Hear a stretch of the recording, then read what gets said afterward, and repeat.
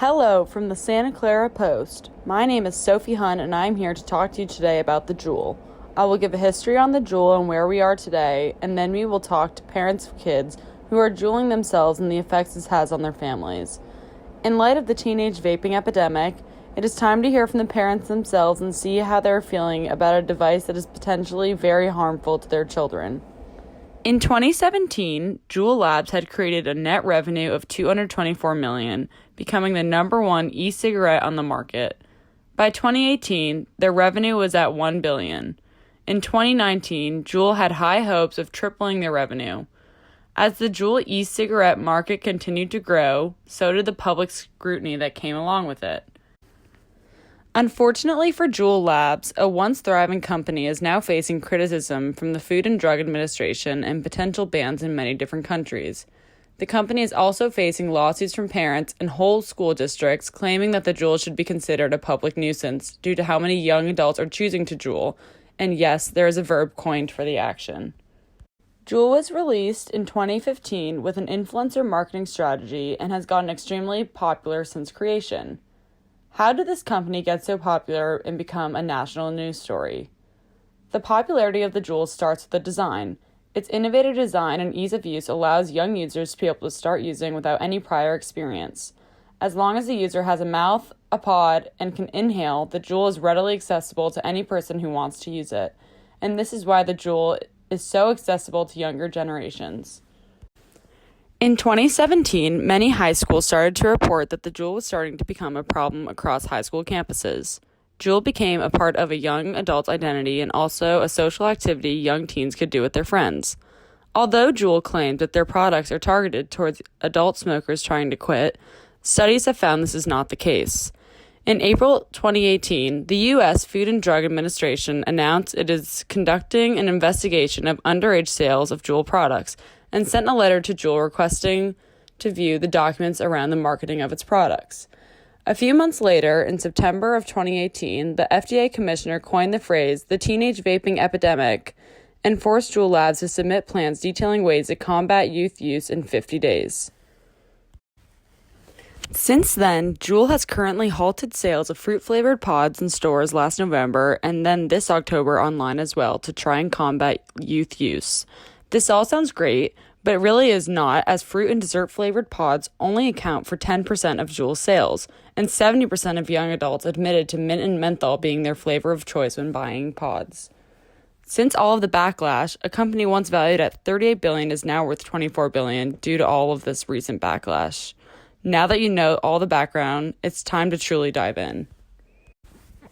With 1,500 vape-related illnesses and 33 vape-related deaths as of today, parents have a reason to be concerned with the rampant use of Juul among the younger generation. Parents have a cause to be concerned as to how accessible Juuls are to their young adults and underage children, and the extreme and very real health effects the Juul has. With this in mind, we are going to talk to Karen Byrne, mom of Jeffrey Byrne, who is a 20-year-old currently addicted to the Juul. Hi, Karen. How are you today? I'm all right, Sophie. Thank you for taking the time to meet with me. Of course, Karen. I wanted to talk to you about your son's Juul use. When did you start seeing him use the Juul, and what were the side effects of your son's usage of the device? I first started seeing Jeff use the Juul when he was 17. It was strange, though, as I never truly noticed the Juul device. It looked as though it was a flash drive, which I saw plugged into his Mac laptop often. I did not know what was going on with my son, and I did not know if it was from the Juul. He was only 17. But with Jeff's harsh mood swings, short temper, extreme weight loss, and more time spent in his room, my husband and I knew something was up. What did you do when you found out your son was juuling? Once we found this out, we were unsure of how to approach this issue, as we did not want to yell at him and rather get him help. We found out that all of his friends were juuling as well, so we wanted to tell him we loved him rather than yell at him. What do you think the next steps will be? I think the next steps will be meeting with my son's pediatrician, Dr. Wright, to try and ask his ways to approach this issue with my son. We're assuming that Dr. Wright is currently dealing with other underage adults vaping, and we want to see if he can help in any way. Other than that, we'll keep confiscating Juul products from him until we can break through to him that the Juul is extremely harmful for his body. He should not be participating in this activity. Thank you, Karen, for taking the time to meet with me. Of course, Sophie. Next, I will be talking to a parent of an 18-year-old who is deciding to juul as well. The parent's name is Julie Keene. Hi, Julie. I was wondering if you could potentially talk about your child, Kate, and tell us how you found out she was juuling and your main concerns around your daughter deciding to do this. Well, I first found out my daughter was juuling when I found a juul cartridge in her room. It was a weird shape and had a weird juice on the inside, and therefore I did not know what it was. After forgetting about finding the cartridge, a few days later I saw a headline titled, "Teenage Vaping Epidemic," with a picture of the cartridge online. I knew at this point my daughter was juuling, and I was concerned that she would ever think it was okay to inhale nicotine vapor into her lungs. When I confronted her, she told me she was able to make this choice on her own as she did research, and she's an 18-year-old adult. I never thought this was something that I would have to be worried about with her, as she's not usually a troubled kid. Do you think we are dealing with a whole generation of kids starting to become addicted to nicotine? If I'm being completely honest, if my child Kate is doing something that is this harmful to herself, I wouldn't be surprised if her whole generation is doing it either.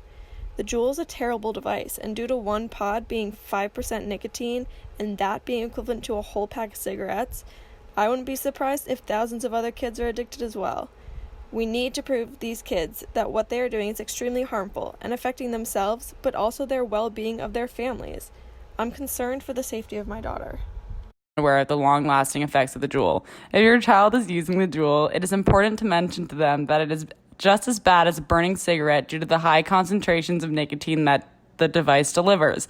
The juul greatly harms the brain and lungs, and it is time to try and start to combat the teenage vaping epidemic. If we do not, the whole young generation might continue to be addicted to the juul.